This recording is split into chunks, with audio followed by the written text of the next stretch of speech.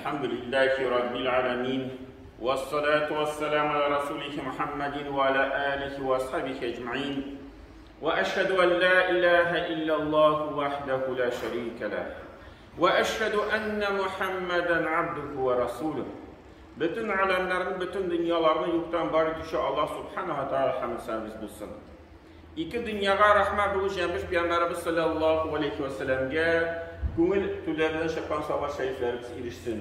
Һәм бұл изге жұмға күнлерінде, жұмға намазларына жиған барша дин қадірлерімізге Аллах Тәаланың рахмәтләре булсын. Җәмәгать, безнең инде менә Мухаррам айы башланды. Бу инде 1444 ел безнең башланды хиҗри хисабы буенча. Һәм инде җәмәгать Мухаррам айы дигән сүзе харам сүзеннән алынган. Тамыры бер. Hem indi mine Allah Teala şulay bilgilep koydu urunlar, haram urunları var. Haram meşiti mesela diye eyteler. Mekke'ye barsalar kişiler hacıga, umrege eyteler min haramga baram. Şulay Medine meşiti de Peygamberimiz sallallahu aleyhi ve sellem meşiti haram diye eyteler. Haram meşitine baram diye eyteler. Hem bir işi işitken kişiye nişiktir kılakka ağır işitirge bu sözünü. Nişik indi meşit haram diye batalar.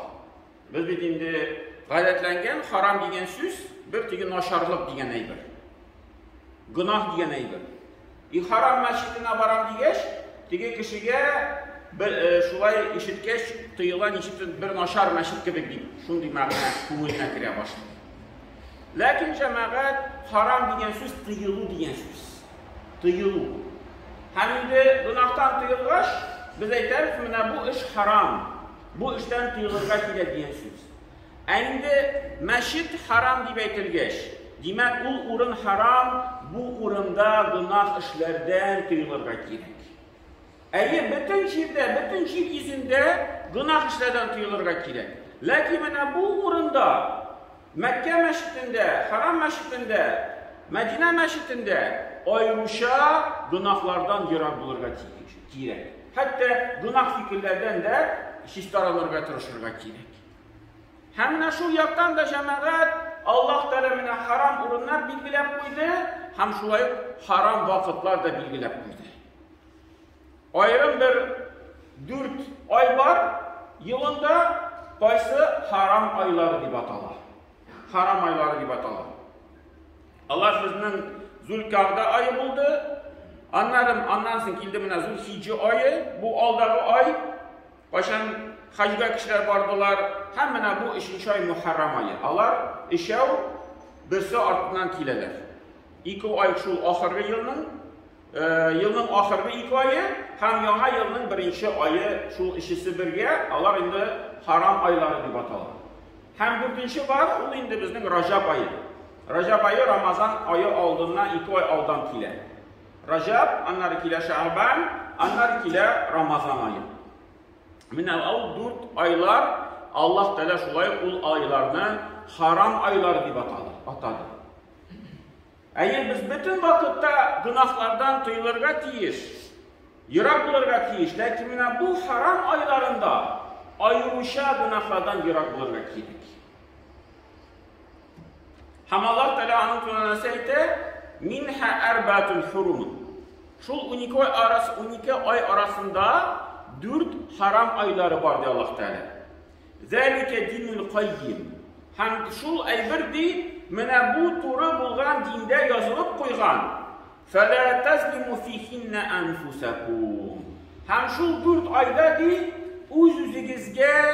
özünüzün ko'ngilleringizga, jonlaringizga zulmlik qilmag'iz di. Nishik o'z jonina, ko'nglina kishi zulmlik qila ola, gunoh qilib. Günah kılada, şunda o, şu canına bir tamşı yata, bir kara tamşı tüküre, nokta yata, bir kara nokta yata. İkinci günah kıla, ikinci nokta. Üçüncü günah kıla, üçüncü nokta. Hem şulay kaplap koyada, günahlar bütün yürekli canını, şunu bilen kişi kafirge kite, kafirlikke. Kafir diyen söz, kaplangan diyen söz. Kişinin canı, ko'ngli, yüreği kaplangan bular. Sonra Allah Teala aytdi, mana bu 4 ayda ayrışa özünüzün nəfislərinizə, canlarınızga, küngüllərinizə zulümlük qılmağızdır. Həm şunlar qarşı cəməət zulümlük qılmağız digən, günahlar qılmağız digən söz, indi ayrışa bu 4 ayda belki biz şu gıybədətə də kübrək ihtibar etirgetiyiz. Kübrək izgiliklər qılırğa, kübrək gıybədətlər qılırğa, həm indi ayrışa bu ayda biz indi urazan tutsaq da yaxşı olur. Çünki Peyğəmbərimiz sallallahu aleyhi ve sellem nəsə dedi, Ramazan ayından qala Allah Teala qarşında en xeyirli ay uraza tutar için ul Muharram ayıdır. Bu ay Muharram ayı uraza tutar için en xeyirli ay deyip Peyğəmbərimiz sallallahu aleyhi ve sellem Müslim jiyintığında şunday sözler getirirler. Hem As-Suyuti degan bir alim bu indi şunday bir söz aytdı, bir vaqt benim yanıma geldi bir kişi hem soradı menden ne için Peyğəmbərimiz sallallahu aleyhi ve sellem Muharram ayın Allah Teala ayı deyib atadı. Sözü var. Muharram ayı Allah Teala ayı. Lakin səbəbi nəsədə deyib sıradı deyib. Şu sıra bilgəndən sonra izli başladım deyib. Ne səbəblə mikən Allah? Həm şuvay izləgəndən sonra, qarağandan sonra bir səbəbini tapdım ki bildik. Günülgə yatqan səbəbini As-Suyuti alim tapdı.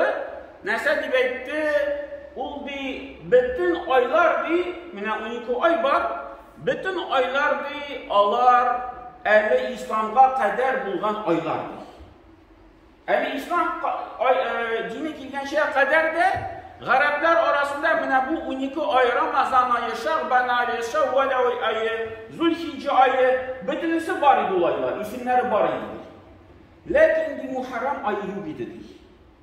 Muharram ayı İslam kilgən şeyə qədər Səfərül Əvvəl, Səfərül Əvvəl deyib atalaydı. Onun ismi Səfərül Əvvəl deyib əytiləydi. Lakin din kilgəş, İslam taralğaş, Peyğəmbər bulğaş, bu ayını Muharram ayı ata başladı.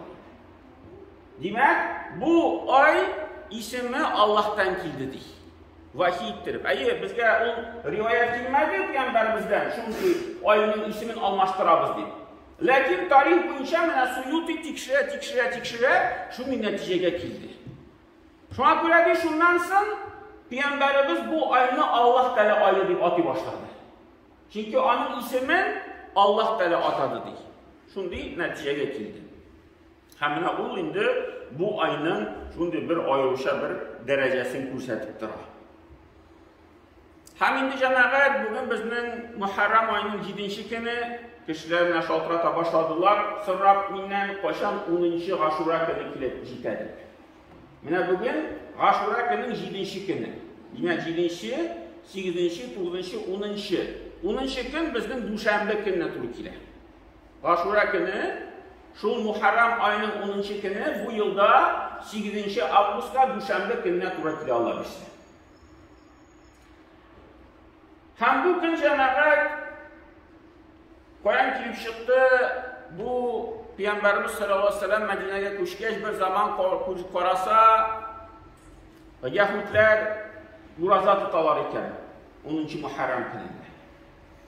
Şunda sıradılar Yahudlərdən, nişləb bu günü uraza tutasız?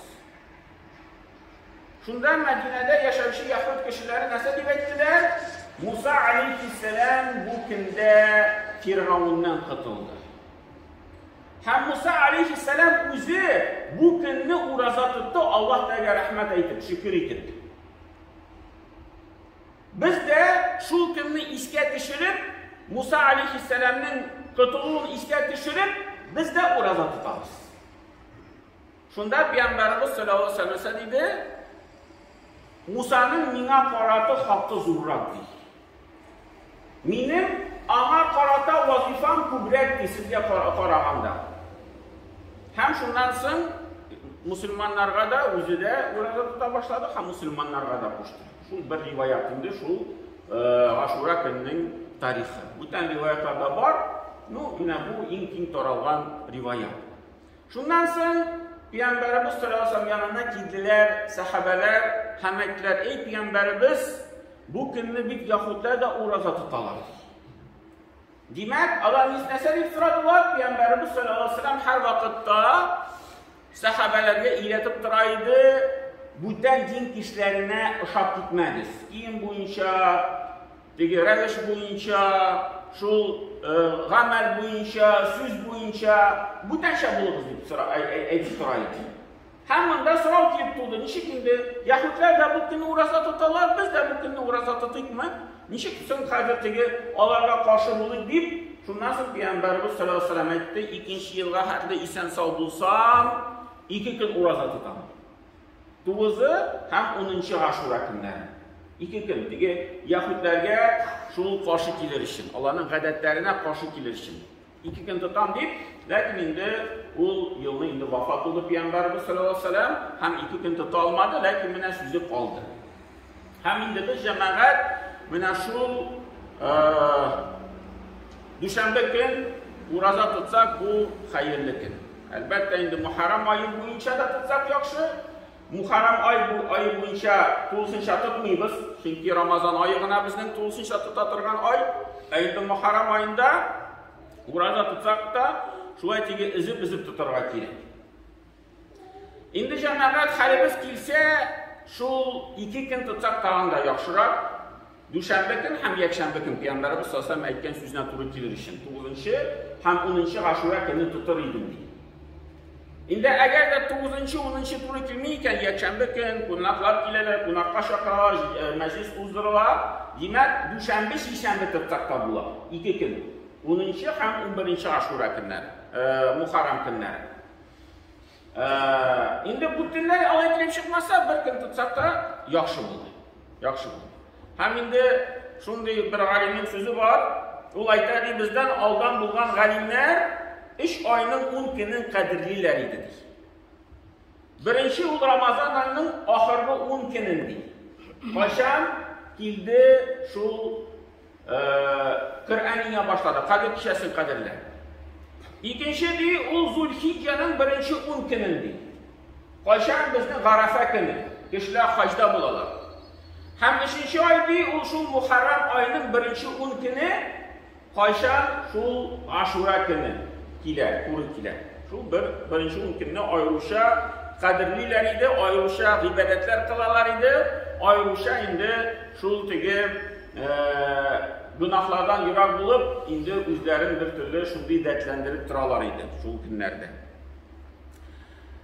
Hem indi cemaat Peygamberimiz sallallahu aleyhi ve sellem şu an göre bizge etti. Kimde kimdi? Şu Aşura gününde uğraza tutsa, onun ötken yılının günahları gafur edilir. Günahları. Onun şu ay günahları tercüme ederler. Lakin cemaat günahları değil, indi tigi dürüst tercüme etsek kişi günahlar. Kişkine günahlar. Tigi kişi alay uylarına tiyiştüğü, menen yıl boyu günah kılan da, Aşura gününe erişen de, Aşura'nı tutan da hem benim günahlarım gafur edilir. Yaken de Arafa günü kile de, Arafa günü tutan da benim günahlarım gafur edilir. Yok, alay günah değil, indi cemaat, o indi bizim başımız günahlar, qaysilarını biz özümüz sizmişe işleyiriz. Mesela biz baramız koyandır uğramdan, hem bizge, kiyimimizge bir necizle gittirar.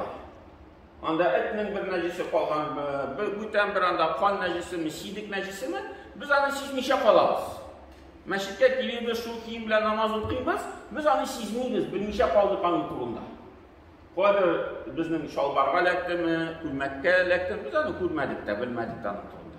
Mene, günahlar da şulay, var şimdi günahlar, biz uğramlar bu işe giriyoruz, lakin biz o günahlarını sizmeyiz, biz onu işlegenmiz. Sizmişe kaldık, bilmişe kaldık, kızıp gitti, kimgedir bir ağır söz aytıp koydu, kiminin turunda bir naşa söz aytıp koydu, gaybet silep koydu, sizmeden unutulgan halde, mene o günahlar cemaat, o indi mene şu kişkine günahlar. Allah'ına Allah tarafa koydu. Lakin indi kişi özü dilep bir pışrakta kirse, mene mesela kişi var da, ilk koydu bir anda bir sidikli urunla. Şunda kirdi de bastı mesela. Ya ki şu urunda tizlendi mesela. Hem de en iyisi bilmişe kaldım bunu indi yarar.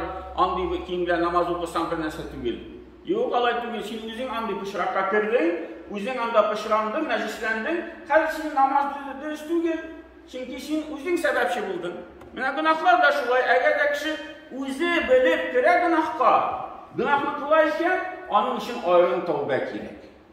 Mine bu hadislerini şul cimgadan cimgaga günahlar gafur etile, Ramazanga günahlar gafur etile, şul Gaşura günde günahlar, tıpkan uraza için günahlar gafur etile deyip, o bütün hadisler, onun manası şul pişkine günahlar dururlar.